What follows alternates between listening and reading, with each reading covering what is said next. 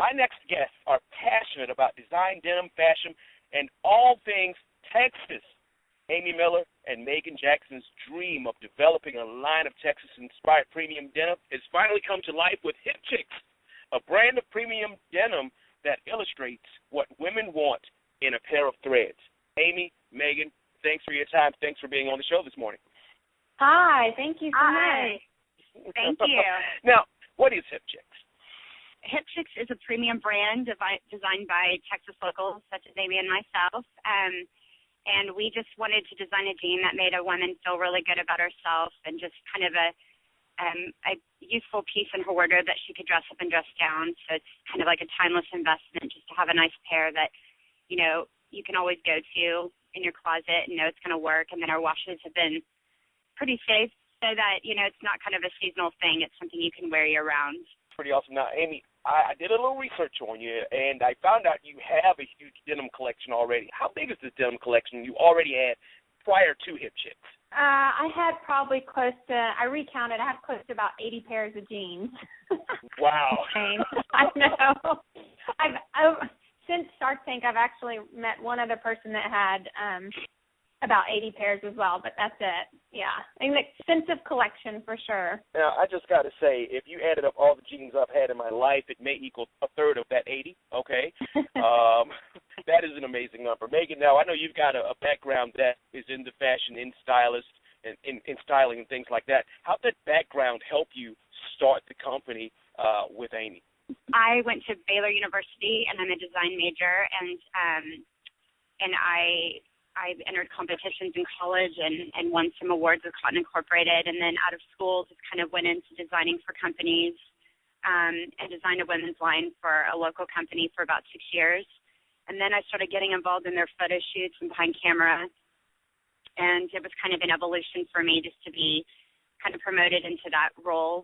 And so now I'm behind all the catalog and photo shoots for a lot of their brands, and I've been doing that for 3 years. And I just kind of miss designing, so collaborating with Aimee was a way to just kind of get back into my first love and maintain just kind of doing that on the side and hopefully full-time one day. So if I'm hearing a tidbit here, you guys are building your dream, outside of what you have to do right now to pay the bills, so to speak, but, you're definitely able to put a lot of time into building your business. Yes. Yeah, and it's been hard. I mean, Megan and I both have full-time jobs, so we do this on the side, and we've been fortunate enough to work with vendors in L.A., so L.A. is 2 hours behind, than Dallas. So when we're done with our day job, then we can still have conference calls and do our design and everything like that after work. So it's been very stressful, a lot of time we've put into it, but in the end, we know where we want to be. So, I mean, we'd love to do this full-time at some point, but it's, putting everything we have into it to make our dream come true. Now, I heard you give a tip for a lot of business owners that don't think, right? You said that your vendors, a lot of them are in L.A. How are you able, I guess we don't need to get too in detail with it. I don't want you to give proprietary information, but how did you manage to hook up with vendors in L.A.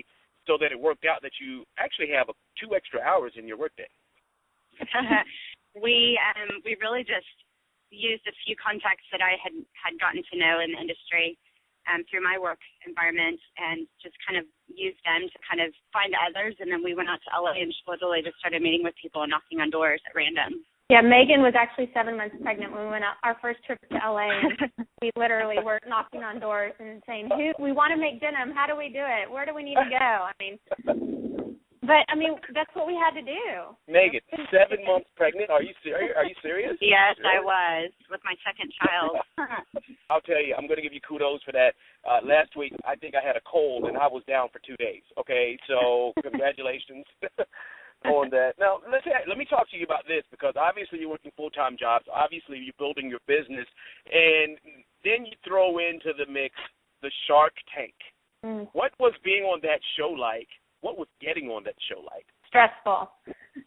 It was exhausting and stressful. It was a lot of and a lot of work. And exciting, and every emotion you can imagine. The most intimidating thing we've ever done, most exciting, exhilarating thing we've ever done. the best anticipation of what could come. Yeah, it was kind of everything. I know everybody probably likes to know about, the emotions and the feeling, but as a business owner myself, I know that you guys probably had some prep work that you had to do before you even got there. Can you tell us a little bit about what type of things you knew you had to prepare for in order to even be good on the Shark Tank or even relay your brand? We had to have our numbers down for sure, because just watching the show, that's one of the things they get the people, any of the entrepreneurs on. So we wanted to make sure we knew every number possible that they could ask us. And then we had to know, I look at it like a 30, 60, 90 plan of what we're doing now, where we're planning to be, and where we're going to be in the future. So we had to take that into consideration and just really think through our business and the steps we needed to take to be successful. And then also we had to think about how much we're willing to give of our company, because we ask for a certain amount of investment for equity. So that number had to be right as well. Wow. And it was something where we felt comfortable when if we offered this, this amount of equity, if they wanted more, we had to also know where we were going to say, draw the line and say no. So that was a lot to think about. I mean, you can be so prepared, but then you don't know how it's going to go, because like just on the show, they focused on our numbers. The whole thing was about our numbers. So I don't think we got to get into a lot of the other stuff. And I was going to ask you that. Did you have to do a lot of preparation as far as telling them what the brand was about? Tell us a little bit about what types of things your brand, the HipChixs brand, does for ladies when they put on a pair of your denim. They're breathable. We're Texas girls, so we like to wear jeans, but it's so hot in Texas, so it was really important to us to find the perfect fabric, something that's breathable, that's slimming, comfortable, and then obviously made a girl look sexy. And we feel like HipChixs really highlighted those characteristics or whatever, the highlights that we wanted to. So it makes a woman look extremely slim, or I guess a size smaller. And with the way we angled the pockets and curved the yoke on the back, it makes your, backside look more trim. It really highlights backside. But it makes, if you don't have a butt, it makes you look like you've got a butt, and you want your backside to look more trim. And because that's so important. That's the first thing women look at when they try on a pair of jeans. They look at their backside. So we took 4 trips alone to LA just going out there and focusing on the backside to make sure it was designed correctly. Now I know why when my wife puts on a pair of jeans, the first thing she does is turns around and kind of does that neck over the shoulder look to kind of take a look in the mirror. So is that why it's that important? Absolutely. And then you guys, y'all look at our backside too, so it's always got to look good. Hey, you said it, not me. But I'll tell you too, our fabric is really important. I think we were very fortunate to get the fabric we have, because it's got this recovery that literally, the average denim takes about 30 minutes to recover to its original shape. If you bend down, it's like at the knee, but ours takes less than 5 minutes. So it's not a jean that's going to consistently grow on you, because I know I've had those jeans. In my 80 pair of jeans, that's why I have so many, because a lot of times they grow on you, and then you're like, I got to wash these, and then you got to bring another pair. And I felt like that was important to us. Finally, what's next for HipChixs? What's next for the brand? What can we expect to see over the next 365 days? We're going to grow our business and hopefully be in more doors. So we're working on that as we speak.